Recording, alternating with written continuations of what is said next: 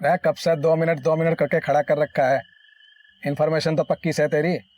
मैं बावड़ी पूछ, जहाँ बोला था वहीं पे खड़ा हूँ। ये फोन में घुसा रहेगा, क्या होगा अभी? आ जल्दी से।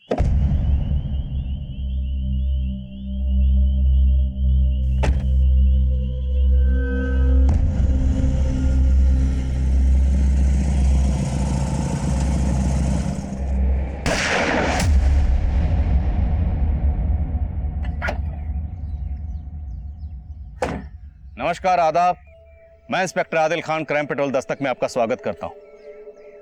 हम अक्सर आपसे जुर्म के पीछे छुपी किसी दस्तक की बात करते हैं, लेकिन हमारे इस केस में जुर्म का शिकार खुद एक पुलिस वाला हुआ था और इस केस का पैमाना बहुत बड़ा था। मैं को ऐसे गायब करना है कि सबको लगे कि अपनी मर्जी से कहीं चली गई।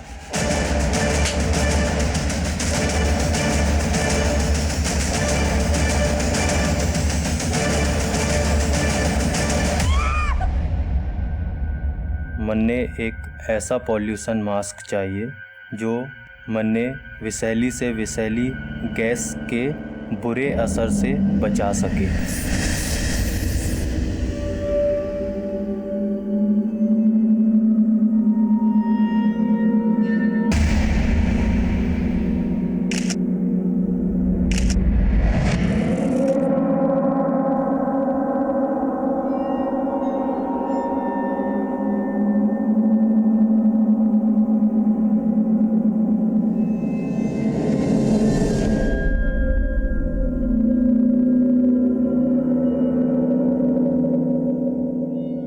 ना आज ना मिल पाऊं।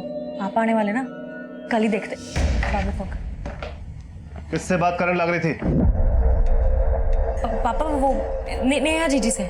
नेहा से बात कर रही थी या उस बावरे छोरे से? ना पापा, नेहा जीजी से कर रही थी। तो ये बता, नेहा कहाँ है? नेहा जीजी मार्केट गई से सामान लाने। अपने बाप से झूठ बोली है कि नेहा मार्केट गई से। एक कहोगे कि नेहा मार्केट में किसी छोरे के साथ है? हद है। आप अपनी छोरी पर भी विश्वास न करे हो। अरे भरोसा तो मैं तेरा भी ना करूं। जैसी झूठी तू है ना, वैसे ही अपने बेटे को बना रही है।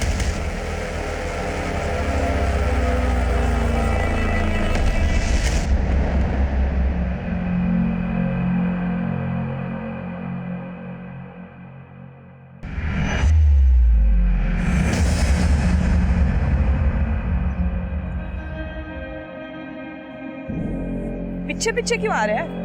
जो दिल में है वो बोल दे। नहीं हमें मैं क्या लगा रखा है? दिखने में तो बड़ा बिंदास है, ऐसे में सिट्टी पिट्टी गुल। चल कोई ना, तू सोच ले तन्ने क्या बोलना है। मैं तब तक तन्ने तेरा ससुराल दिखा देती हूँ। मतलब मुझे तेरे घर लेके जा रही है? बावड़ा हो गया है कि पप्पा को प्यार मोहब्बत ना पसंद, कूट देंगे तुझे। कहाँ लेके जा रही है?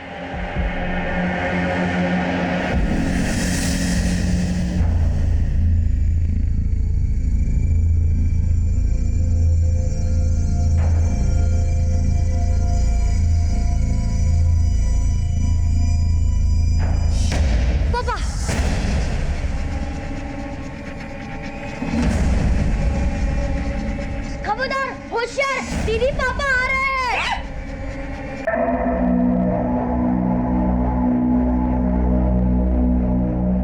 पापा,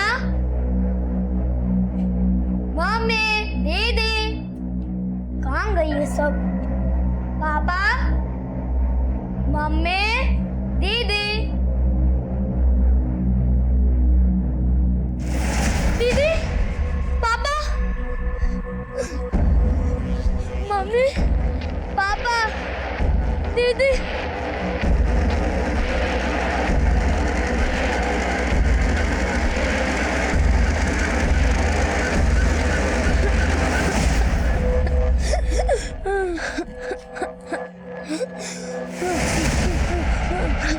चले गए। रिया बेटा, क्या हुआ? रो क्यों रही हो?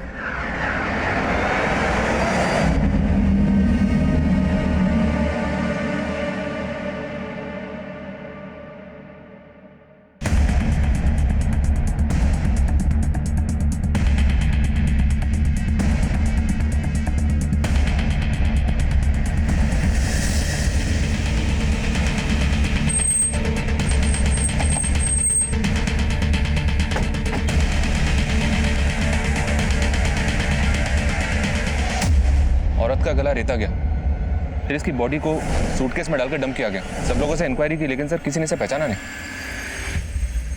सूटकेस में बॉडी को डंप करते हुए किसने देखा? नहीं सर, किसी ने भी नहीं देखा।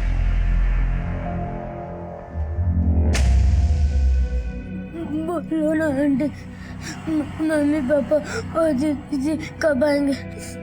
पुलिस पता कर रही है बेटा, बहुत जल्दी आ जाएंगे। लता 2 मिनट सुनो।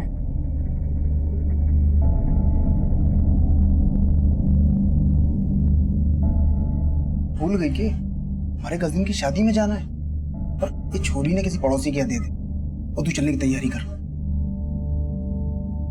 पागल हो गया क्या? यहाँ बच्ची का रो रो के बुरा हाल है और तुम्हें शादी की पड़ी है। तुम जाओ और फ्री की दारू पियो और शादी में नाचो। मैं रिया को छोड़ के कहीं नहीं जाने वाली।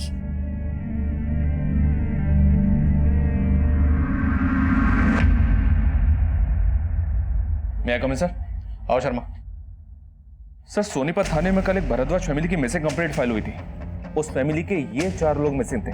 और सर, ये जो लाश हमें मिली थी, ये लाश इस फैमिली की ममता नाम की इस औरत से मैच करती है।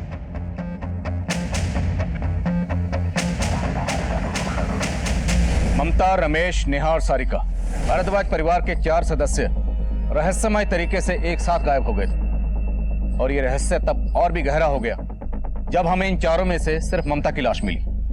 बाकी 3 सदस्य कहां थे, उनके साथ क्या हुआ था, ये इस केस के ऐसे पेचीदा सवाल थे जिनके जवाब तब हमें खोजने थे। भारद्वाज परिवार मिसिंग केस दूसरे थाने में दर्ज था, लेकिन इस केस की तफ्तीश का जिम्मा मुझे मिला था। सर, भारद्वाज फैमिली के रमेश, ममता, नेहा, सारिका 16 दिसंबर की शाम से ही गायब थे, और उसी शाम से उन सबके फोन सोनीपत के सेक्टर नंबर 7 में उनके घर के आसपास ही बंद हुए थे। ममता की बॉडी हमें मिली गोहाना में, और फोन घर में स्विच ऑफ हुआ, तो क्या ममता का कत्ल घर में किया गया और उसके बाद उसकी बॉडी को गोहाना में डंप किया गया? और बाकी थी? सोनीपत पुलिस को मर्डर का तो कोई साइन नहीं मिला सर, ना ही चोरी और लूट का। इनफैक्ट तिजोरी से 7 लाख रुपए कैश भी बड़ा मिला। कमाता कौन कौन है घर में? सिर्फ रमेश। वो सोनीपत नगर पालिका के प्रॉपर्टी टैक्स डिपार्टमेंट में हेड क्लर्क था। हेड क्लर्क के घर में इतना सारा कैश, कहीं रिश्वत तो नहीं लेता? पता करो, कहीं ममता के मर्डर और बाकी सब के गायब होने का कनेक्शन इस कैश से तो नहीं। तब तक मैं रिया से मिलता हूँ।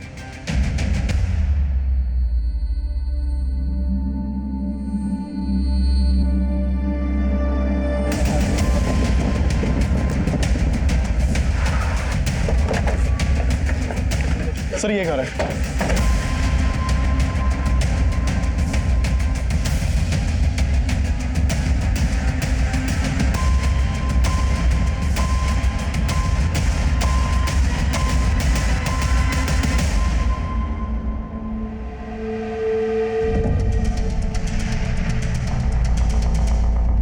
अंकल, उस रात नेहा दीदी और सारिका दीदी थे घर पे। दीदी, मुझे भी फेस पैक लगाना है। फेस पैक लगाएंगे तो पापा के आने की खबर कौन देगा? और तू यहाँ खड़ी क्यों है? नीचे जाके देख, पापा आ गए तो हम दोनों बहन गए।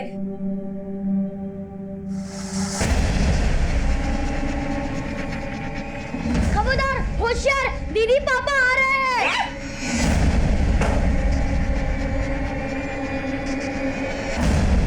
पापा पानी।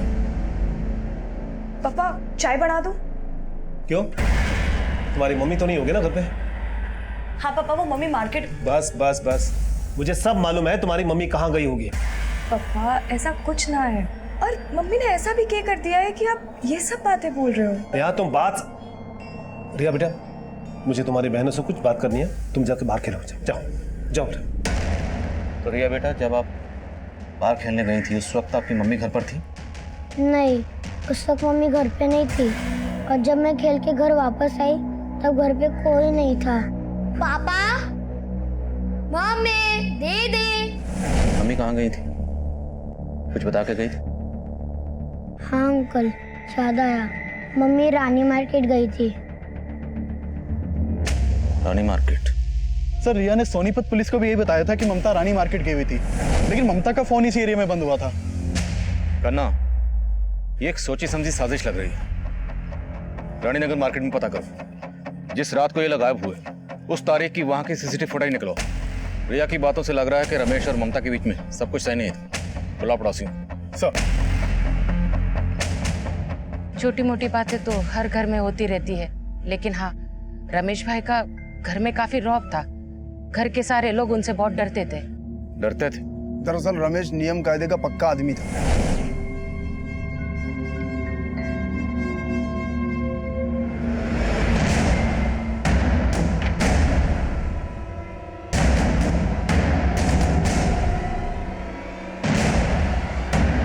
रात को 10 बजे तो उनके घर की लाइट बंद हो जाती थी। वो खुद भी अनुशासन में रहते थे और अपने बीवी और बच्चों को भी रखने की कोशिश करते थे। वैसे रमेश भाई बहुत ही अच्छे इंसान थे, लेकिन उनका स्वभाव थोड़ा शक्की था। किस पर शक करते थे? अंदर की बात तो नहीं मालूम, लेकिन कभी कभार उनके घर आती थी तो। तेरे पापा को सब पता चल गया है, इसलिए आजकल बवाल मचा रही। मालूम तो चलना ही था मम्मी, मन ने तो पहले ही बोला था। जीजी, आपको ज्यादा ना डरती पापा से? हमारी जिंदगी है और आपको ना लगता कि पापा को ज्यादा इंटरफेयर कर रहे? तेवर देखिए पापा के, अब तो मम्मी पे भी शक करते हैं। अरे लता आंटी आप? अरे नेहा बेटा, वो मैंने गाजर का हलवा बनाया था तो सोचा आप लोगों को दे के आऊं।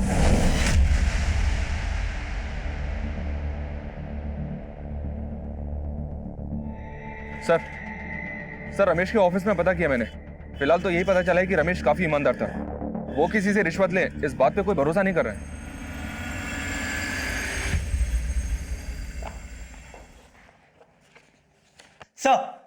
सर कांस्टेबल सोलंकी की वाइफ आई है। सर कल रात से सोलंकी जी से मेरी कोई बात नहीं हो पाई है। उनका फोन भी बंद आ रहा है। हमें लगा कि वो ड्यूटी पे होंगे। सोलंकी यहाँ से 11 बजे निकल चुका था। हम खुद हैरान है कि वो घर क्यों नहीं पहुंचा।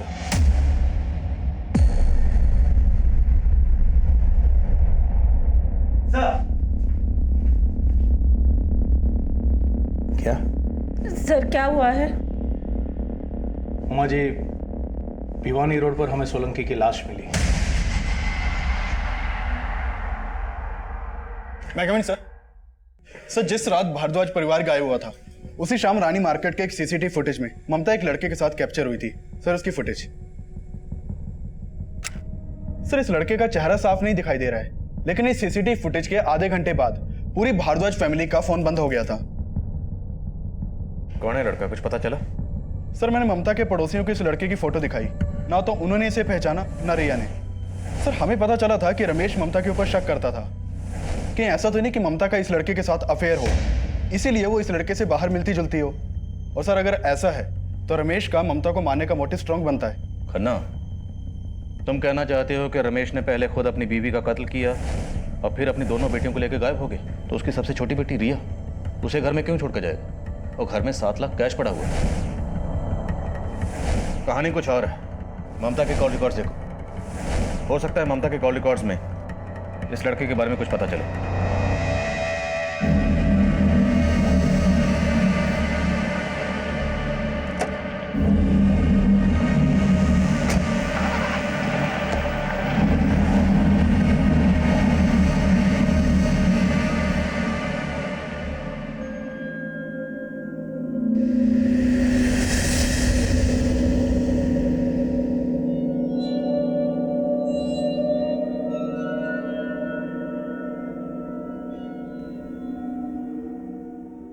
जी अम्मी, अस्सलाम वालेकुम। जी अम्मी, मैं ठीक हूँ। जी जी जी, खा लिया। आपने दवाई ली? अम्मी प्लीज, आप दवाई ले लिए करें वक्त पे। जी जी हाँ, वो मैं। अच्छा अम्मी, एक फोन आ रहा है, मैं आपको बाद में बात करता हूँ। अल्लाह हाफिज। बोलो शर्मा।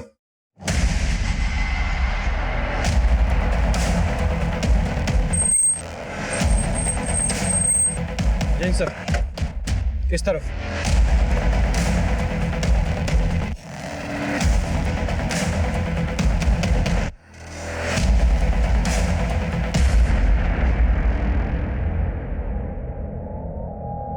बॉडी काफी डिकम्पोज्ड है सर, लेकिन एक बात है, इसका गला भी ठीक वैसे ही रहता गया जैसे ममता का। सर ये देखिए, लगता है रमेश की लाश है। शर्मा, ममता की बॉडी हमें 4 दिन पहले गोहाना में मिली और गोहाना यहाँ से 15-16 किलोमीटर की दूरी पर है। और इस बॉडी की कंडीशन को देख के लग रहा है कि इसका कत्ल भी तभी हुआ जब ममता का। मतलब सर, हमें घुमाने के लिए बॉडीज अलग अलग जगह डंप की गई? एब्सोल्युटली। लेकिन सवाल ये है कि अगर ये बॉडी रमेश की है तो हमें मियाँ और बीवी दोनों की बॉडी से मिल गई, लेकिन इनकी बेटियाँ नेहा और सारिका वो कहाँ है?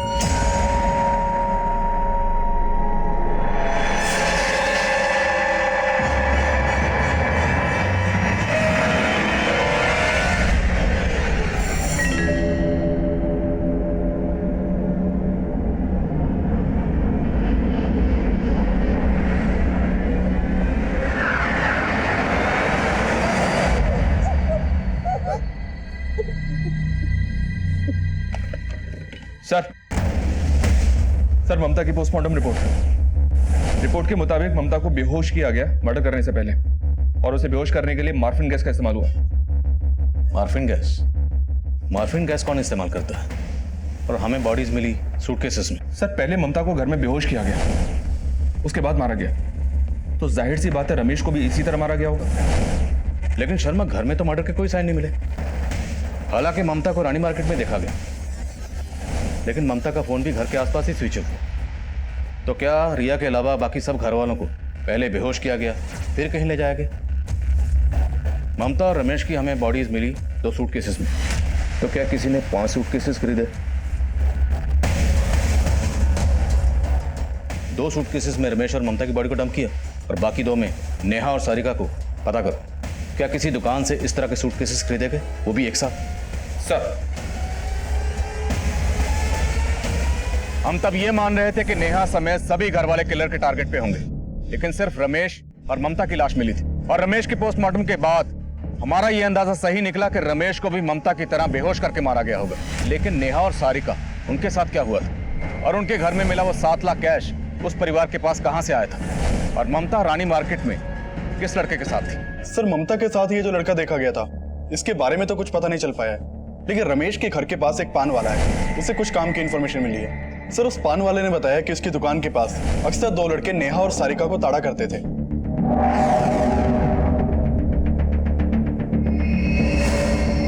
लाडू भाई, वह मेरे वाली है, अपने वाली ना देखो।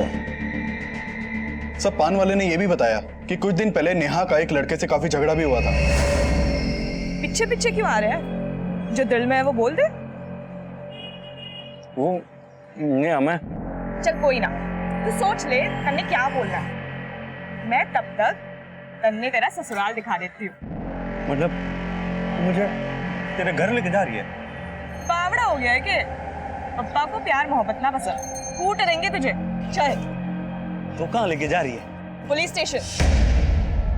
उसकी नौबत ना आवेगी मैडम, क्योंकि मैं अब तक तेरे ससुराल लेके जाऊंगा। हाथ छोड़ मेरा। चल। कहाँ लेके जा रहे? हाथ छोड़। अच्छा लगा बात करके, लेकिन अगली बार बात नहीं होगी, देख लेना। सर उन दोनों में से एक लड़के का नाम जय है और दूसरा उस मोहल्ले का नहीं है। इस जय को उठाओ, दूसरे का पता अपने आप चल जाएगा।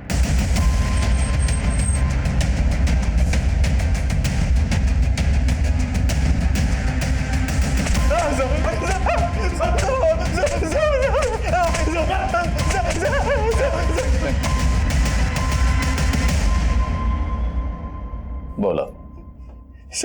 मैंने कुछ नहीं पता साहब, उसने तो खुद मुझसे मेरी फीलिंग पूछी थी, मैंने कोई जबरदस्ती ना की साहब। हम तेरी फीलिंग ना पूछ रहे। ये बोल, दोनों लड़कियों को गायब क्यों किया और उनके माँ बाप को क्यों मारा? मैंने कुछ नहीं किया साहब, वो शायद रोहित ने किया हो। अच्छा?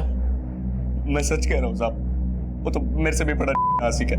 मैं तो सिर्फ नेहा के पीछे था, लेकिन वो तो दोनों के पीछे था साहब। उनको हासिल करने के लिए आर्टिटेटिक जुगाड़ भी कर रहा था साहब। लड़की को वशीभूत करने के टोटके, ये किताब है ना, मैं नेपाल से लेके आया हूँ। ऐसे ऐसे टोटके लिखे हैं ना इसमें, एक बार कर दिए ना तो लड़की ना खुद ब खुद जाल में फंस जाती है। मैंने भी कोई टोटका बता देना नेहा के लिए। अब बावड़ा हो गया कि तेरे को क्या लग रहा है तेरे को मैं अपना साड़ू बनाऊंगा? बेटा इस किताब के टोटके से ना पहले मैं सारिका को अपनी घरवाड़ी बनाऊंगा और नेहा को अपनी साड़ी। तो साड़ी होती है आधी घरवाड़ी। उसने टोटके करने भी शुरू कर दिए थे साहब। कैसे टोटके? साहब वो सटकी सारिका के फोटो के आगे बैठ कर पान चबाता रहता था। मैं भी हैरान था साहब कि ये कैसा टोटका है, लेकिन साहब पता चला कि साड़ी घरवाली तो क्या, उसने तो सास ससुर को भी गायब कर दिया और मैंने कुछ नहीं पता साहब।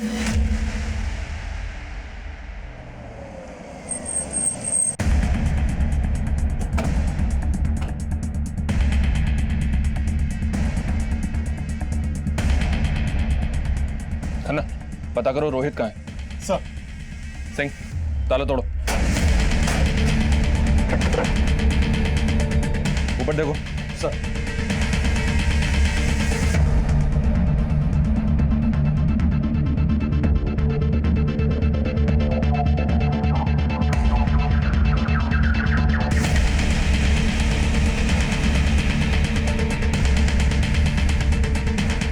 लड़की को वशीभूत करने के टोटके 21 दिन में लड़की को बनाए अपना।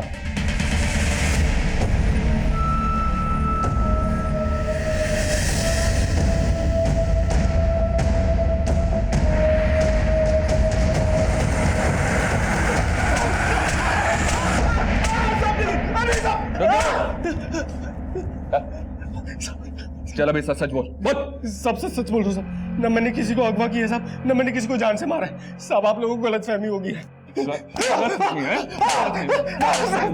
हमें गलतफहमी होगी तो सारिका की तस्वीर अपने घर में क्यों लगा रखी थी? बस सब क्योंकि मैं प्यार करता हूँ उसको। ओ आशिक नंबर 1, तेरा वो जो साड़ू है ना जय, उसने सब उगल दिया। उसने बता दिया ये कांड तुमने ही किया। सब मैंने कोई कांड ना किया, मैं तो वो टोटका कर रहा था साहब। वो किताब में लिखा था अगर 21 दिन तक मैं सारिका की फोटो के आगे पान चबाऊंगा और उस पान की पीक से सारिका के 108 बार नाम लिखूंगा तो साहब सारिका मेरी हो जाएगी। मैंने बिल्कुल वैसे ही किया था साहब, लेकिन 16वें दिन सारिका और उसका पूरा खानदान गायब हो गया। मेरा तो उस किताब से जी उठ गया था साहब, बिल्कुल फर्जी किताब थी साहब। मैंने कुछ नहीं किया साहब। पक्का कुछ नहीं किया? हाँ साहब पक्का बोल रहे। ठीक है जा।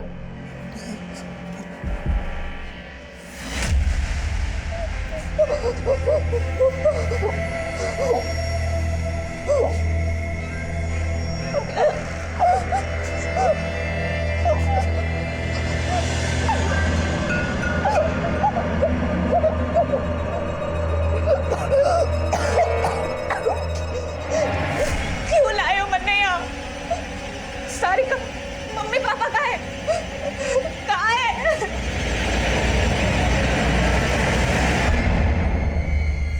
मन्ने ना खाना कुछ।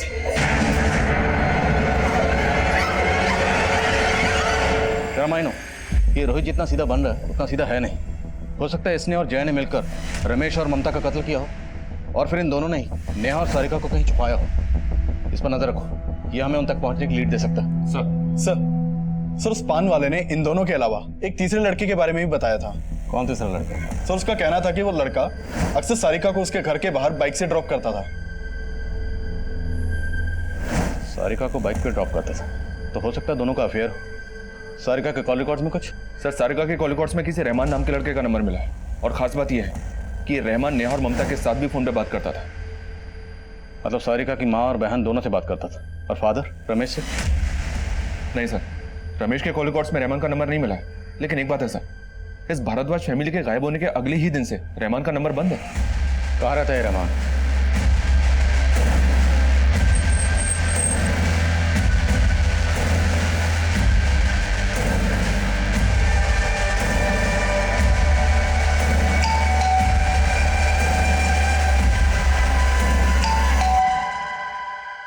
जी रहमान यहीं रहता? मेरा बेटा है वो। क्या हुआ? कहाँ वो अपने दोस्तों के साथ उत्तराखंड गया है ट्रैकिंग के लिए। तो उसने अपना फोन क्यों बंद कर रखा है? फोन बंद नहीं रखा है साहब, वहाँ रेंज नहीं आती होगी। झूठ मत बोलिए, आप अच्छी तरह से जानती है वो कहाँ छुपा वो। बोला ना साहब, उत्तराखंड गया है। और आप ऐसा किससे बात कर रहे हैं? क्योंकि आपके बेटे रहमान ने सारिका और उसकी पूरी भारद्वाज फैमिली को गायब कर दिया। आप खुद गायब। कहाँ है वो? कौन सारिका, कौन भारद्वाज? मेरे बेटे ने कुछ नहीं किया है साहब, आपको कुछ गलतफहमी हुई है।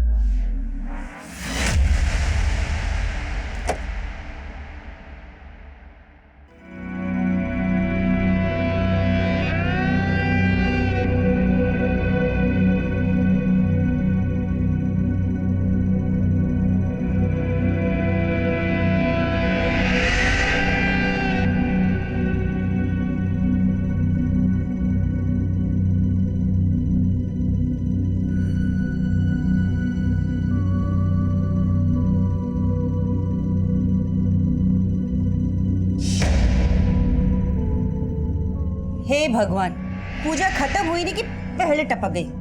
ये ले। और एक। हे भगवान, ये ले मेरी माँ, एक और खा ले। Thank you mummy.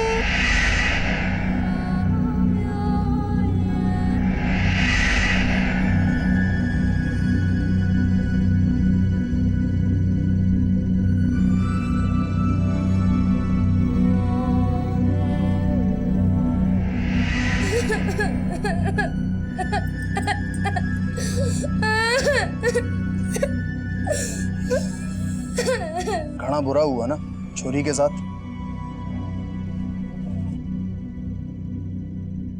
सूटकेस की कई दुकानों पे इंक्वायरी की सर, लेकिन कोई भी काम की इंफॉर्मेशन हाथ नहीं लग रही है। तो हो सकता है इन सूटकेसेस का इंतजाम रहमान ने किया। रानी मार्केट के पास रहमान की एक बेकरी शॉप भी है सर, वो भी कई दिनों से बंद है। रहमान की बेकरी शॉप काफी मशहूर है, रोज की 50,000 की सेल भी है। बेकरी शॉप के आसपास भी इंक्वायरी की, लेकिन समझ में नहीं आ रही कि रहमान अचानक से गायब कहाँ हो गया। हो ना हो सर, इस फैमिली को गायब करने में रहमान का ही हाथ है। रहमान की बेकरी है रानी मार्केट में, और रानी मार्केट में ही ममता किसी लड़के के साथ देखी जाती है। रहमान ना सिर्फ सारिका से फोन पे बात करता था, बल्कि उसकी बहन नेहा, उसकी माँ ममता, तो दोनों बहनें और माँ को छटपटा लग रहा है। सर आपको लग रहा है कि रहमान दोनों बहनों और माँ के साथ कोई गलत काम? सर रहमान के पड़ोसियों से पता चला कि कुछ दिन पहले रमेश रहमान के घर पे गया था और वहां उसका रहमान और उसकी अम्मी फरीदा से काफी झगड़ा हुआ था। क्यों मिलता है मेरी बेटियों से? आज के बाद अगर मेरी बेटियों से मिला ना तो अच्छा नहीं होगा, बता दे रहा हूँ। क्या अच्छा नहीं होगा? पहले अपने बेटियों। मतलब फरीदा रमेश और उसकी दोनों बेटी को जानती है और हमें कुछ और ही कहानी सुना रही थी। सर आप कहें तो फरीदा को बुलाएं। नहीं, अभी नहीं। इस फरीदा के जरिए हम रहमान तक पहुंचेंगे। फरीदा पक्का जानती है कि रहमान कहाँ छुपा हो, उस पर नजर रखो। और मैं रिया से मिलता हूँ, हो सकता है वो रहमान के बारे में कुछ जानती है।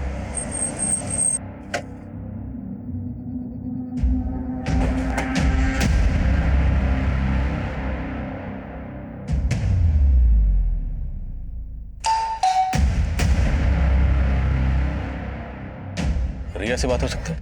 बैठो। कैसी हो? एक बात पूछूं आपसे, रहमान को जानती हो? घर में किसी से नाम सुना हो, मम्मी से या दीदी से? जी गोल्ड चेन रहमान ने गिफ्ट की है, अच्छी है ना? जी मुझे भी दिखाओ ना। जी मुझे भी दिखाओ ना। रिया रुक। सारिका, तुझे रहमान से चेन ना लेनी थी, तुझे मालूम है ना पप्पा। जी पप्पा की पुरानी सोच के लिए मैं रहमान को ना छोड़ सकूं, और मम्मी को कोई प्रॉब्लम ना है, करने की प्रॉब्लम है। मन में कोई प्रॉब्लम ना है, प्रॉब्लम पप्पा को है। और उनकी जैसे भी सोचो, हम उनके खिलाफ तो ना जा सके। नेहा बेटा, बात तो तू ठीक कर रही से, पर इसका हल ना बहस करके नहीं, प्यार से निकालना होगा। फिर मम्मी ने सब ठीक कर दिया था। क्या ठीक करने की बात कर रही थी आपकी मम्मी?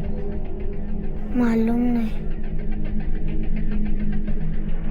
ये देखो, ये रहमान जब आपके पापा घर पर नहीं होते थे, ये कभी आपके घर पर आए थे? मालूम नहीं। आप जानते हैं इस लड़के को? इस लड़के को तो कभी नहीं देखा, लेकिन हाँ काफी टाइम पहले तक कोई दूसरा लड़का आता था। सर वो लड़का कभी घर के अंदर नहीं जाता था, वो सारिका से बाहर ही बात कर कर चला जाता था। क्या इनमें से है वो लड़का? इनमें से तो कोई भी नहीं है। आपको उस लड़के का हुलिया तो याद होगा, उसका स्केच बनवा सकती हैं? कोशिश कर सकते हैं। पूजा, इन्हें स्केच आर्टिस्ट के साथ बिठाओ।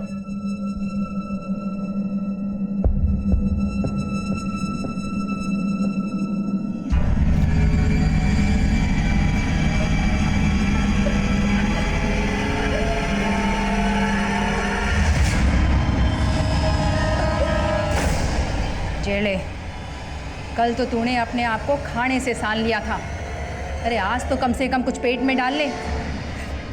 मुझसे ना खाया जाएगा ये फिक्का खाना। ओहो, तो महारानी को 56 भोग खाना है। देख, जो इस जंजाल से निकलना है ना, तो ये सात्विक खाना खाना पड़ेगा। कैसा जंजाल? क्या करने वाली है आप मेरे साथ?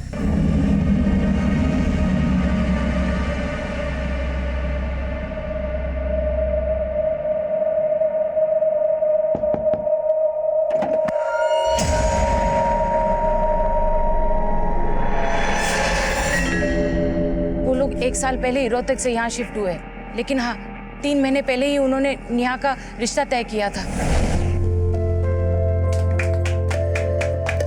चलो दीदी, अब आपकी बारी।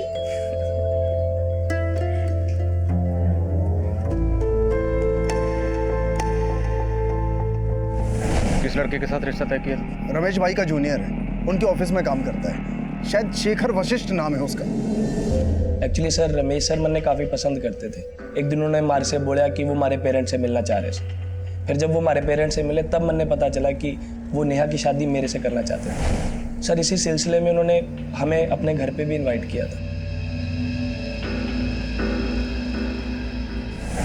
पर हमें तो पता चला कि तुम्हारा और नेहा का रोका भी हो गया था। हाँ सर, लेकिन फिर बाद में हमें पता चला कि हमारी और नेहा की कुंडली नहीं मिल रही सर, इसलिए बात आगे नहीं बढ़ी।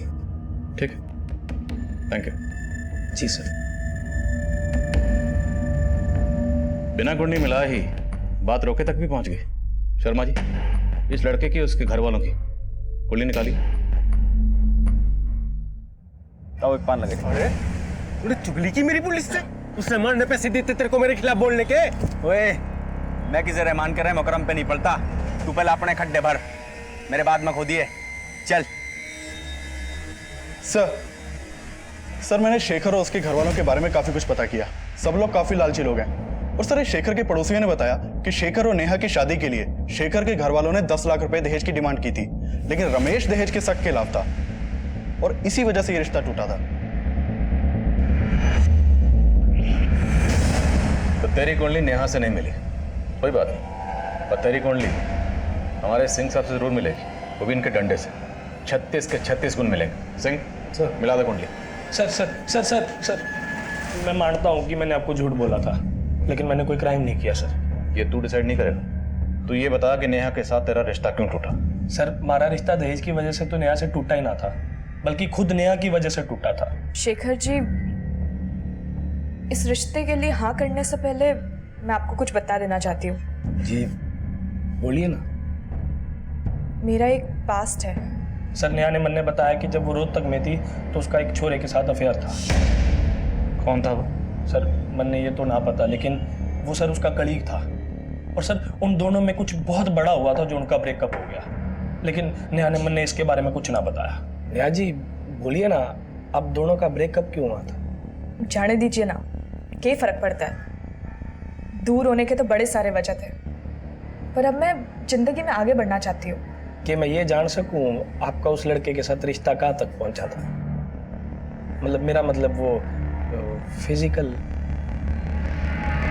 सर मैं मानता हूं कि उसने मुझे सब सच सच बता दिया था, लेकिन मैं इस रिश्ते से कंफर्टेबल नहीं था, इसलिए मैंने ना बोल दिया। एक्सक्यूज मी सर, ये उस लड़के का स्केच है जिसके बारे में लता ने हमें बताया। शर्मा, पता करो ये लड़का कौन है और इसका सारिका और इसकी फैमिली से क्या कनेक्शन है। सर भारद्वाज फैमिली की बेटियों से जुड़े कई लड़के एक के बाद एक सामने आ रहे हैं। मुझे तो ये प्रेम प्रसंग का ही चक्कर नजर आ रहा है। अभी तक उस लड़के की पहचान भी नहीं हुई है जो ममता के साथ रानी मार्केट में देखा गया। और अब ये स्केच पता करो ये कौन है, और उस लड़के के बारे में पता करो जिसके बारे में हमें शेखर ने बताया, जो रोहतक में नेहा का क्लिक था। हो सकता है वहां भी कोई पुरानी दुश्मनी या धोखे की कहानी सामने आए। सर। हाँ सर, नेहा जब यहाँ पे जॉब कर रही थी तो हमारे कलीग कुणाल के साथ उसका अफेयर था। तो कुणाल कहाँ है अब? सर एक्चुअली कुणाल को तो काफी टाइम पहले जेल हो गई थी। जेल? किस जुर्म में? कुणाल नेहा से प्यार तो बहुत करता था, पर नेहा को लेके कुछ ज्यादा ही पॉजिटिव था। चलो नेहा। अब आज मैं पूजा के साथ जा रही हूँ। हाँ तो ठीक है, मैं तुम दोनों को ड्रॉप कर देता हूँ। जरूरत ना है, हम चले जाएंगे। बाय। सर वो इतना ज्यादा शकी था, जब नेहा मेरे साथ भी होती थी ना तभी उसे फॉलो करता था। नेहा, हाँ तू कल पूजा के घर गई थी ना? हाँ। लेकिन तुम दोनों तो घर गए नहीं थे, ऑफिस के बाद मूवी गए थे। हाँ पर तुम इतने सवाल जवाब। क्योंकि हमारी शादी होने वाली है और मुझे पता होना चाहिए कि मेरी होने वाली बीवी कहाँ है और क्या कर रही है। नेहा को एहसास होने लगा कि वो कुणाल के साथ एडजस्ट नहीं कर सकती है, इसीलिए उसने कुणाल के साथ ब्रेकअप कर लिया, तो वो और दुगना उसे परेशान करने लगा। नेहा, तुम मुझे इग्नोर क्यों कर रही हो? मैंने ऐसा क्या किया है? मैं तुमसे कुछ बात कर रहा हूँ। मन ने तुमसे कोई बात नहीं करनी, हाथ छोड़ो। तुम मेरी होने वाली बीवी हो, ये बात भूलना मत। हाथ छोड़ो, ये जबरदस्ती है। Help please, summon help. छोड़ो मन्ने। किसी में हिम्मत है? हिम्मत? हेल्प चाहिए तुम्हें? कुणाल सब पे रौब चलाता था क्योंकि उसके फादर रोहतक पुलिस में इंस्पेक्टर है। लेकिन नेहा डरी नहीं, उसने फिर भी कंप्लेंट फाइल कर दी। तब कुणाल को 3 साल की सजा सुनाई थी कोर्ट ने। उस हादसे के बाद नेहा की फैमिली सोनीपत शिफ्ट हो गई थी।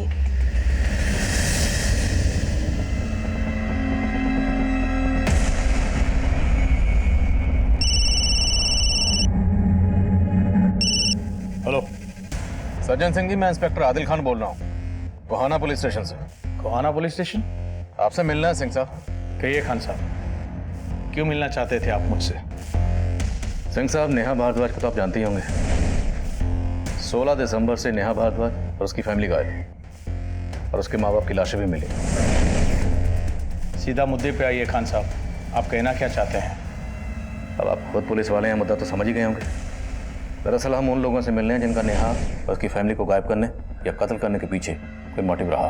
खान साहब, आप ये कहना चाहते हैं कि नेहा और उसके परिवार को मारने और गायब करने के पीछे मेरे पास भी कोई मोटिव है, क्योंकि नेहा और उसके बाप ने मेरे बेटे कुणाल को जेल भिजवा दिया था? ऐसा नहीं है क्या?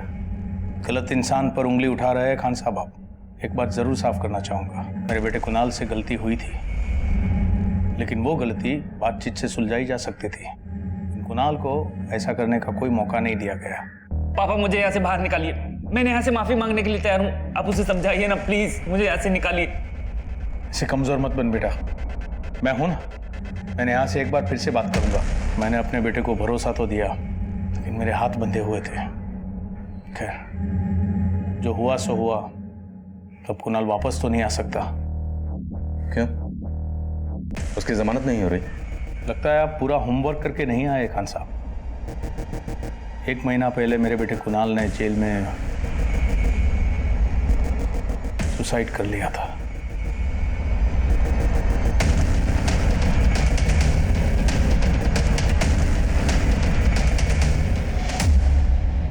मैंने अपने बेटे कुणाल को हमेशा हमेशा के लिए खो दिया। रही बात नेहा और उसके परिवार वालों की, तो पिछले 1 साल से मैं उनके टच में नहीं हूं। आप आपकी ड्यूटी कर सकते हैं, लेकिन आपको कुछ मिलेगा नहीं।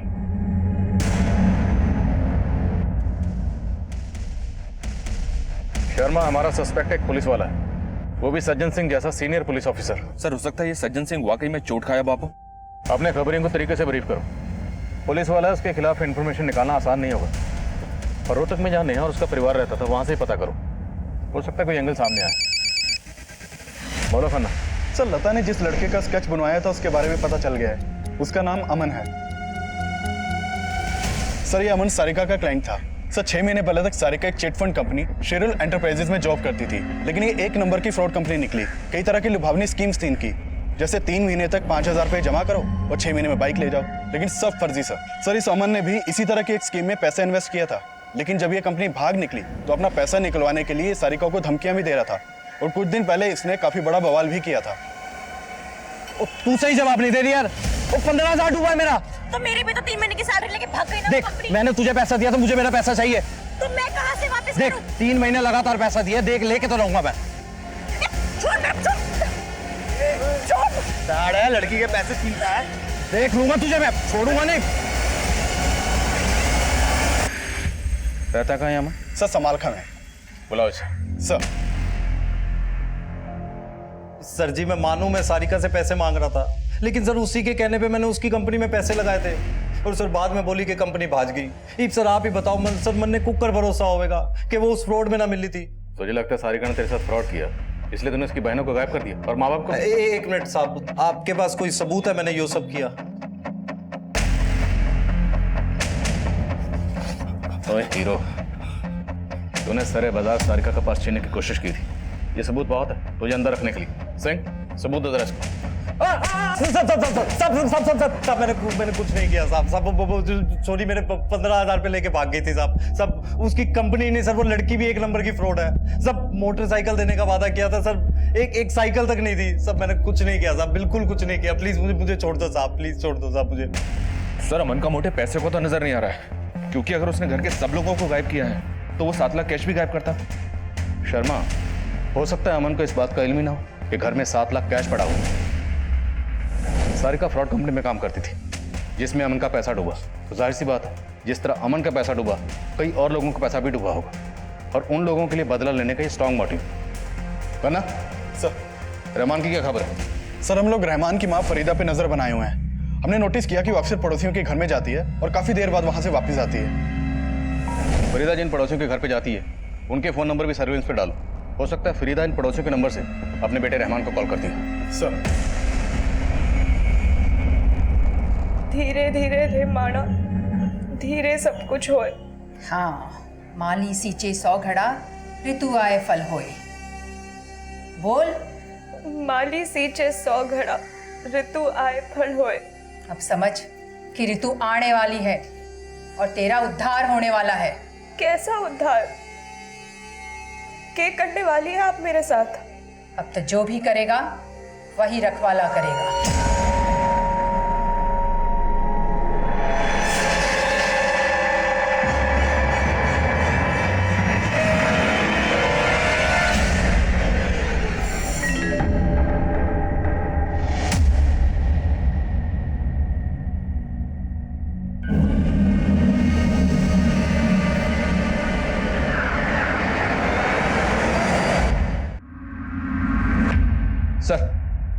सर सारिका जिस चिटफंड कंपनी में काम करती थी उसके बारे में तो कोई इन्फॉर्मेशन नहीं मिली, लेकिन उसके एक दोस्त के बारे में पता चला है। कौन दोस्त? दिव्या नाम है उसका। सोनीपत में एक किराए के घर में रह रही थी और सारिका के घर भी आना जाना था उसका। लेकिन सर भारद्वाज फैमिली के गायब होने के 15 दिन पहले से ही ये दिव्या खुद भी गायब है और इसका फोन भी बंद आ रहा है। उसके मकान मालिक से बात की मैंने, उसने कहा कि दिव्या ने काफी टाइम पहले घर छोड़ दिया था। सर दिव्या जर्नलिस्ट थी और उसने काफी टाइम पहले काम भी छोड़ दिया था। शर्मा, अभी हमें नेहा और सारिका की कोई लीड नहीं मिली और अब पता चल रहा है कि ये उनकी दोस्त दिव्या ये उनसे भी 15 दिन पहले से गायब है। मामला पेचीदा है। दिव्या के कॉल रिकॉर्ड्स निकलो और मैं सारिका की छोटी बहन रिया से मिलता हूँ। हो सकता है वो दिव्या के बारे में कुछ बता पाए। हाँ अंकल, मैं दिव्या दीदी को जानती हूँ। दिव्या दीदी सारिका दीदी के फ्रेंड थी और दिव्या दीदी सारिका दीदी से मिलती थी। रिया, ये तुम्हारे लिए। थैंक यू दीदी। सारिका, तू कोई नई जॉब क्यों नहीं कर लेती? मैं तेरी हेल्प कर सकती हूँ और नेहा जीजी की भी। ना दिव्या, जब से वो कंपनी फ्रॉड हुआ है ना, तब से पापा ने ना साफ साफ बोल दिया ना नेहा जीजी जॉब करेगी और ना मैं। रिया बेटा, आपको पता है कि दिव्या दीदी अभी कहाँ है? नहीं अंकल।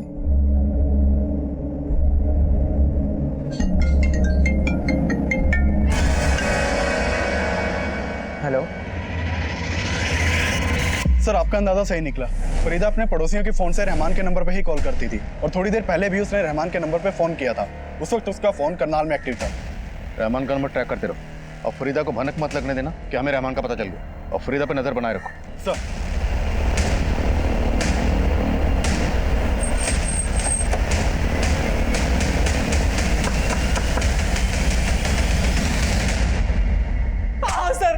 सर मैंने कुछ नहीं कहा। और सर मैं सच कह रहा हूँ सर, मैंने कुछ नहीं किया।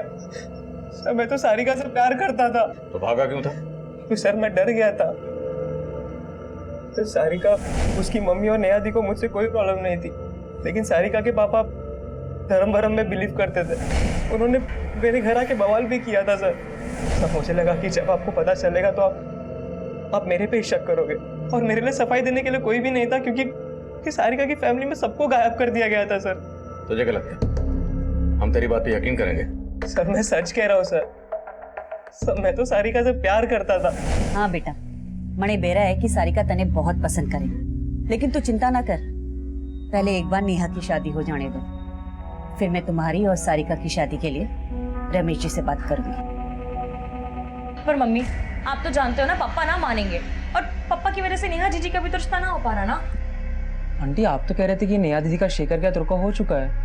हाँ बेटा, रोका तो हो गया था, लेकिन वो क्या है ना कि शेखर के घर वालों ने 10 लाख रुपया दहेज की मांग कर दी थी और रमेश जी ठहरे उसूलों वाले दहेज के कारण रिश्ता तोड़ रहे हैं। वो ये ना समझें कि आजकल के जमाने में तो ये सब चले हैं।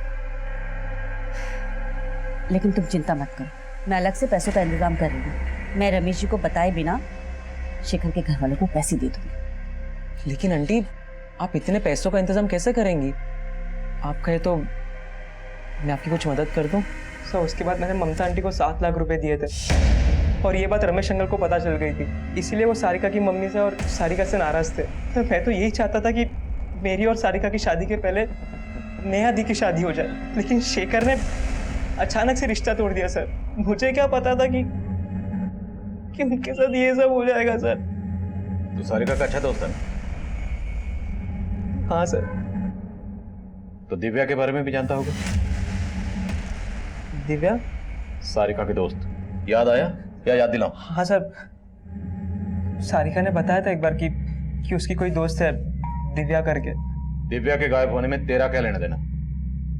सर मेरा क्या लेना देना होगा? मैं तो दिव्या से कभी मिला भी नहीं हूँ सर। ममता के साथ ये लड़का कौन? सब मुझे नहीं पता सर। मैं कमिन सर? सर मैंने दिव्या के कॉल रिकॉर्ड स्टडी किए। वो एक मुन्ना नाम के लड़के के काफी टच में थी। सर इस मुन्ना का फोन भी उसी वक्त बंद हुआ था जब दिव्या का फोन बंद हुआ था, और इस मुन्ना के बारे में मैंने पता किया और ये ड्रग पेडलिंग के चार्ज में अंदर भी हो चुका है। History sheeter? मतलब दिव्या एक हिस्ट्री शीटर के टच में थी। होना इस दिव्या का इस डबल मर्डर से कोई ना कोई ताल्लुक जरूर है, इसलिए गायब। सर एक और इंटरेस्टिंग बात पता चली है। ये दिव्या और मुन्ना, इन दोनों का फोन अक्सर रोहतक में भी एक्टिव रहता था। रोहतक? सर कहीं दिव्या का सज्जन सिंह के साथ कुछ? हो सकता है दिव्या और मुन्ना को सज्जन सिंह ने कहीं छुपा कर रखा हो। किसी भी तरीके से दिव्या और मुन्ना को ढूंढ निकालो। अगर सज्जन सिंह इन्वॉल्व है तो खुद ब खुद सामने आएगा। सर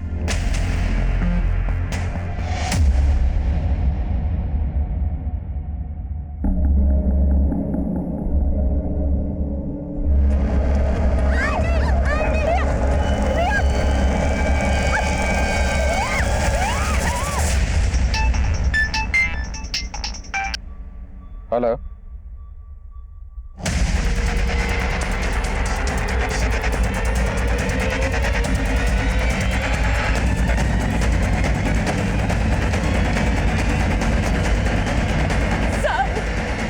वो आदमी रिया को पकड़ के वैन में लेके गया साहब। मैं यहाँ से ही रिया को लेकर आ रही थी और उसने यहाँ पीछे से मुझे धक्का मारा, मैं यहाँ गिरी। उसकी वैन यही खड़ी थी, पहले से यही खड़ी थी साहब, और वो रिया को लेकर गया। आपने वैन का नंबर नोट किया? नहीं, वैन का नंबर तो नहीं देखा, लेकिन उसके वैन के पीछे एल लिखा था। शर्मा, वैसे तो सुनसान जगह, सीसीटीवी के चांसेस कम, फिर भी पता करो। अगर कोई सीसीटीवी है तो फुटेज निकलो। सर कितने लोग थे? वो अकेला ही था साहब। दिखने में कैसा था? उसका चेहरा ढका हुआ था गमछे से। अब भारद्वाज परिवार की सबसे छोटी बेटी रिया को भी किडनैप कर लिया गया था। हमें अंदाजा तक नहीं था कि ऐसा कुछ हो सकता है, लेकिन रिया का गायब होना हमें अपना फेलियर लग रहा था। लेकिन ये हादसा इतना इशारा तो दे रहा था कि कोई ऐसा है जो पूरे भारद्वाज परिवार को ही खत्म करना चाहता है। हमारे सस्पेक्ट्स कई थे और असली गुनहगार तक पहुंचने के लिए हम हर मुमकिन कोशिश कर रहे थे। खबरियों से एक सॉलिड इंफॉर्मेशन मिली है। 20 दिन पहले रोहतक के कांस्टेबल सोलंकी का मर्डर हुआ था। और ये इंफॉर्मेशन हमारे किस काम की? सर काम की हो सकती है, क्योंकि पता चला है कि कांस्टेबल सोलंकी का दिव्या के साथ उठना बैठना था और कांस्टेबल सोलंकी इंस्पेक्टर सज्जन सिंह के अंडर ही काम करता था। सर इन्हीं के एक खबरी किशोर ने सोलंकी का मर्डर किया था, जिसे सज्जन सिंह ने अरेस्ट भी किया था। हमारा सस्पेक्ट है सज्जन सिंह और सोलंकी उसके अंडर काम करता था और दिव्या सोलंकी के टच में थी। लग रहा है इन सब बातों का कनेक्शन हमारे केस से जरूर बनेगा। अब ये क्या कनेक्शन है सज्जन सिंह तो बोलेगा ना। एक काम करते हैं, सोलंकी का मर्डर करने वाले किशोर से मिलते हैं। अब ये दिव्या को मैं अच्छी तरह जानूं। सोलंकी की चमची थी वो, और पैसा देकर सोलंकी उससे कई तरह के गलत काम करवाता था। ये सोलंकी तो सिर्फ एक मोहरा था। सोलंकी जो भी काम करता था सज्जन सिंह के इशारों पर करता था। तुमने कांस्टेबल हरीश सोलंकी को क्यों मारा? मैं तो साहब उनके लिए मुखबिरी करता था, लेकिन वो मेरा ही मजाक उड़ाने लगे, मेरी इज्जत उछालने लगे। फिर क्या था, एक दिन शराब पी के मुझ पर हाथ उठा दिया, मेरा माथा ठनक गया मैंने ठोक दिया। देख किशोर, तेरी सजा तो कम नहीं हो सकती, लेकिन सोलंकी के मर्डर का तेरी आत्मा पर, तेरे दिल पर जो बोझ है वो जरूर कम हो सकता अगर तू हमारी मदद करे। बोल, ये दिव्या और मुन्ना कहाँ मिलेगा? साहब पूरे यकीन के साथ तो नहीं कह सकता, पर करनाल में एक ठिकाना है, वहां आपको ये दोनों मिल सकते हैं।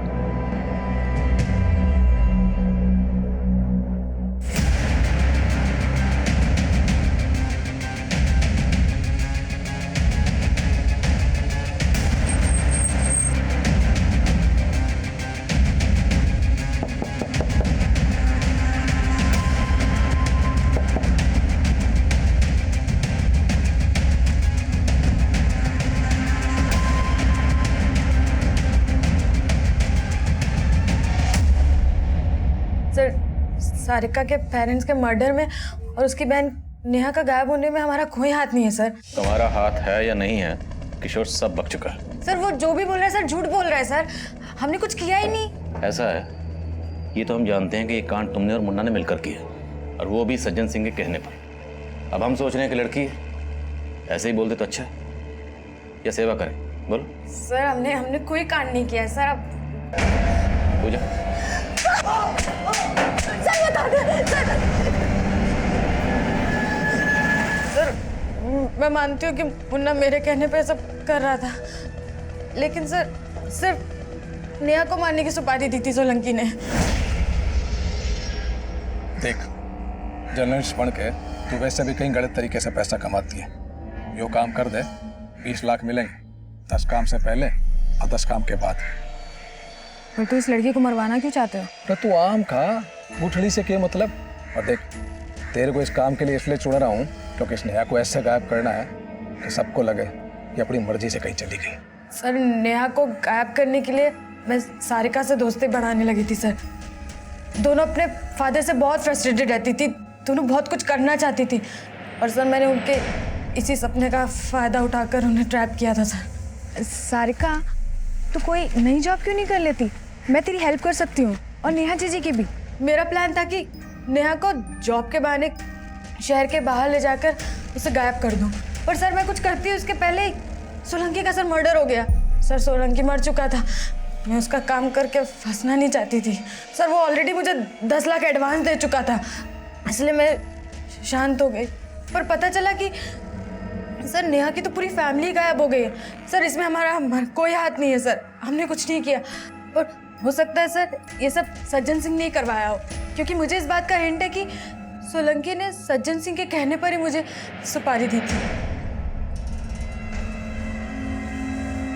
आप एक क्रिमिनल पर भरोसा करके मुझ पर इल्जाम लगा रहे हो खान साहब? जानता था, आप खुद तो कबूल करेंगे नहीं, लेकिन याद रखना आप हमारी रडार पर हो, और वो दिन दूर नहीं जब हमारी अगली मुलाकात आपके थाने में नहीं, हमारे लॉकअप में होगी।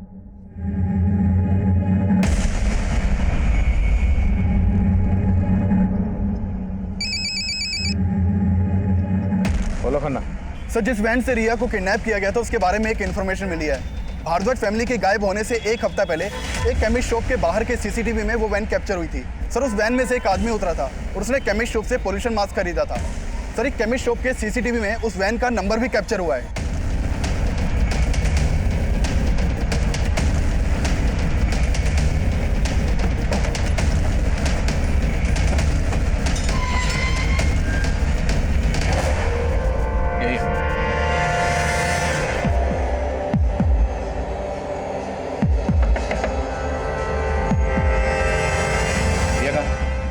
रिया कहाँ है?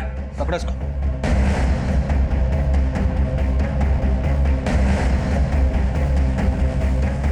अंदर नहीं है सर।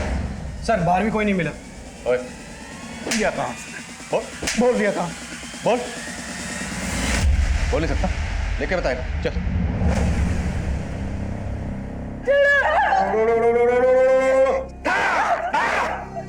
जैसे ही इन दोनों की बलि चढ़ेगी, तेरे बेटे की और तेरी सारी समस्याएं खत्म हो जाएगी।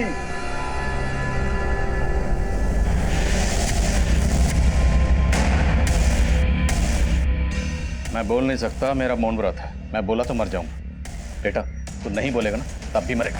बोल बोल। बोल रिया कहाँ है? बोल, नेहा और सारिका के साथ क्या किया? बोल।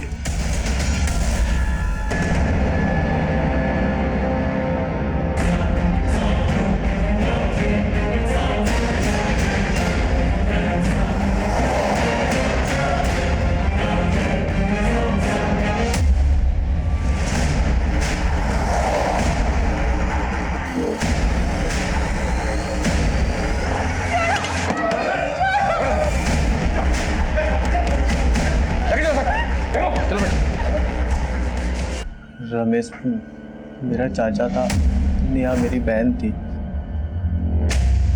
रमेश तुम्हारा चाचा और नेहा तुम्हारी सगी बहन? हाँ साहब, रमेश मेरा देवर था।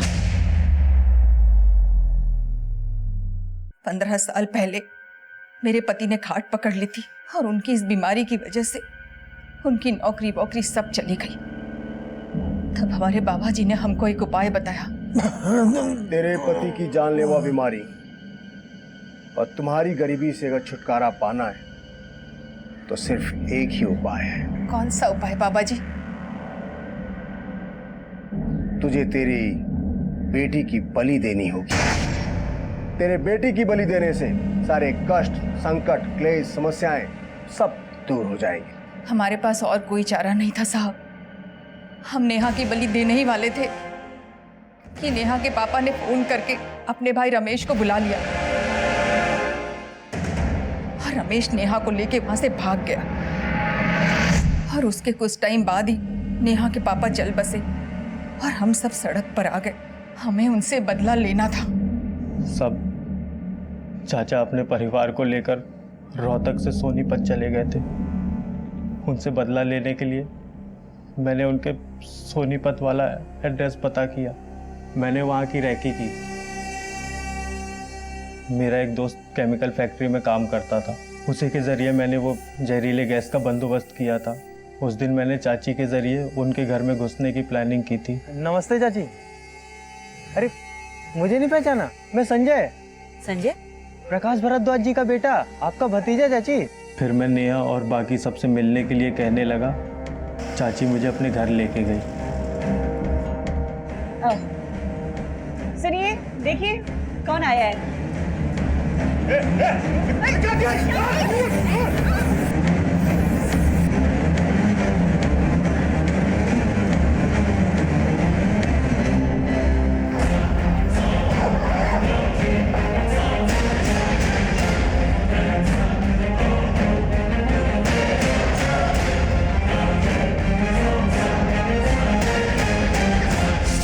मैंने सबको मार दिया, लेकिन अपनी बहन नेहा को नहीं। बाबा जी ने कहा था अमावस्या के दिन नेहा की बलि देने के लिए, ताकि हमारी सारी पनौती खत्म हो जाए साहब। और साथ ही साथ रिया को खत्म करके हम रमेश के पूरे खानदान को खत्म करने का प्रण पूरा करना चाहते थे साहब। सब विधि के लिए मैंने 7 दिनों का मौन व्रत रखा था और आप आके आपने फिर से पनौती लगा दी साहब। अंधविश्वास और बदले की आग में ना तुम दोनों ने अपनी जिंदगी बर्बाद की, बल्कि अपने देवर, तुमने अपने चाचा का घर भी उजाड़ दिया। अब सड़ो माँ बेटा इसी जेल में।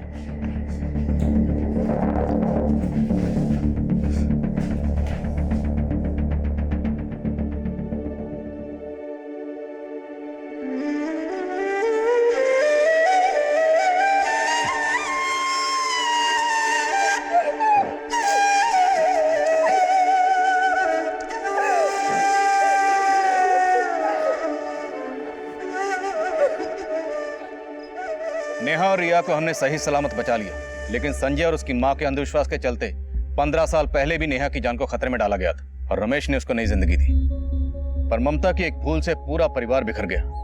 ममता यह जानती थी कि जिस संजय को वो अपने घर लेकर जा रही थी, उस संजय का परिवार रमेश से कितनी नफरत करता था। लेकिन ममता ने उनकी मंशा को भांपे बिना जुर्म की इस दस्तक को नजरअंदाज किया और नेहा और रिया फिर से अनाथ हो गए। वहीं तहकीकात के दौरान यह भी सामने आया कि कांस्टेबल हरीश सोलंकी ने सज्जन सिंह के कहने पर ही मुन्ना को नेहा की सुपारी दी थी, पर इसका कोई भी पुख्ता सबूत नहीं मिला जिससे सज्जन सिंह के खिलाफ कोई एक्शन लिया जा सके। अब मैं आदिल खान आपसे इजाजत लेता हूं। आपसे फिर मुलाकात होगी एक और नए केस के साथ। तब तक देखते रहिए क्राइम पेट्रोल दस्तक। मकसद बताना नहीं, बचाना है।